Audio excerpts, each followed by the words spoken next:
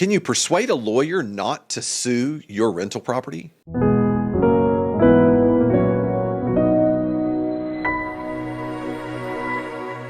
Hi, I'm Jeff Hampton with STR Law Guys.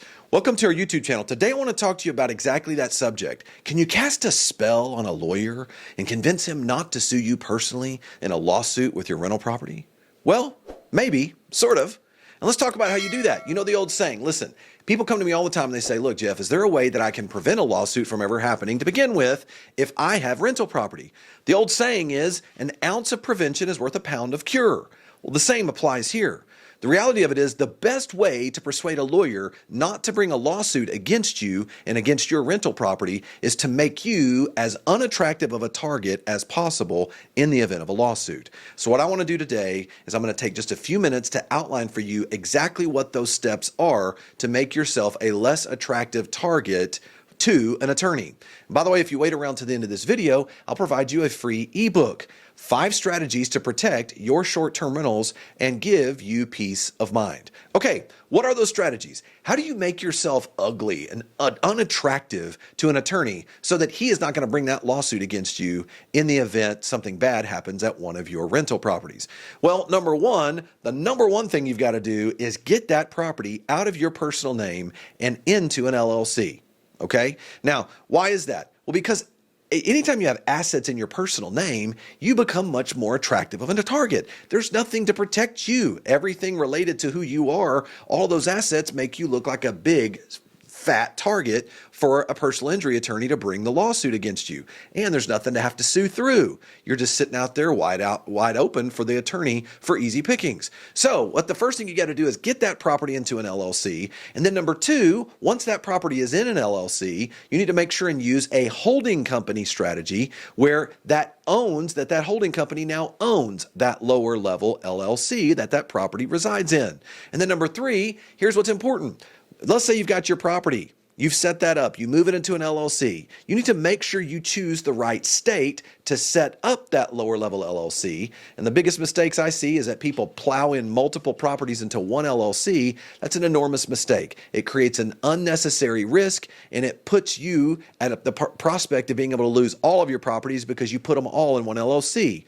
One property, one LLC, one business, and its own LLC, okay? And generally speaking, you need to put that property, set it up in an LLC in the state for where the property is located. Now, you've got that set up. It's out of your personal name.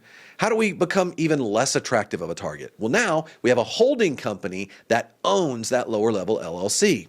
Now, you got to make sure you set up the right holding company LLC. You need to choose a state where its beneficial laws will protect you and provide you some extra protection you don't get down here just in a basic LLC holding your property. Now, in order to do that, you need to choose the right state.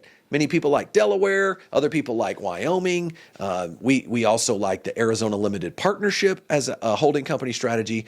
Depending upon which type of statute you use, which state you use, you gain some benefits right out of the gate. Number 1, you obtain privacy. By moving your property into an LLC that's not owned by you, you're no longer listed as the member. Now you have your holding company listed as the member, a single member. Now your name's not on it at all. You obtain complete and total privacy.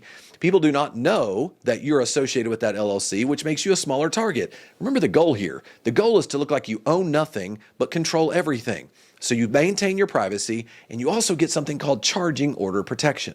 And charging order protection means if I were to sue your lower level property down here in that LLC and I were to win, let's say I were to slip and fall, maybe a swimming pool accident that happens. If I bring that lawsuit against that lower level LLC and it's owned by let's say a Wyoming LLC holding company or an Arizona Limited Partnership holding company, if I win, I can't make you sell it.